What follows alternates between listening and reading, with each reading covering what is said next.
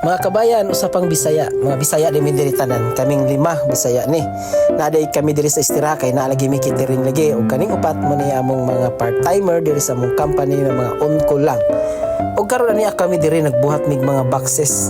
Nay uban moy tigsulod sa mga item sa box ug ang uban naman kay naghati mi moy kami magbuhat og mga box pag-assemble kay malakit atong kamutan ni puti yung sakita yun kay tungod sa box may pagkagahi sad.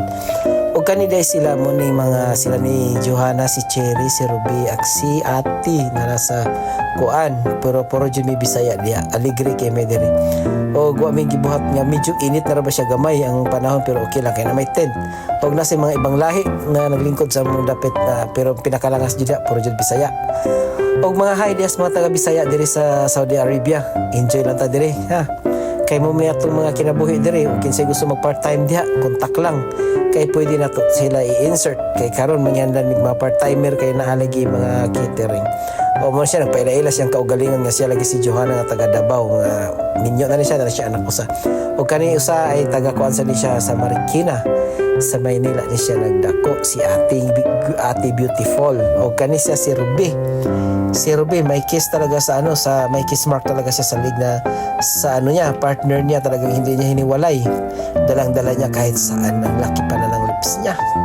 Lick na lick sa liig no. Pero alam niyo na, okay lang naman ito, enjoy lang naman sila. Sila tagalagay ng ang isa si Erwin, akong kababayan, ug usa na akong kabarkada diri sa Saudi Arabia nga taga Cebu nga o kailan man mo anak niya mo na siya. Og karon daghan kami gibuhat ani 500 ka box perting daghana. Og kani si Cherry og si Jana maputing tiata mga Bisaya ani. Dalaga din si Cherry din nanghanla din sa bana 31 years old kung kinsa available da kontak lang mo sa iya. Og palo lang mo sa iya. Og karon nakabuhat na mi og mga 400 plus nga box para sa iftar event nila dire. Pwede yung inita. Diri lang kutob. O nga ako na kasulti sa inyo mga Bisaya diri sa Saudi Arabia. Enjoy. O trabaho lang ta. Focus o walay binuang sa kinabuhi. Kaya ang atong pagtrabaho din kinasing-kasing mo yung magpaunlad sa atong pamilya. Munitiman walay awayay. Og enjoy lang mga kabayan diri sa Saudi Arabia.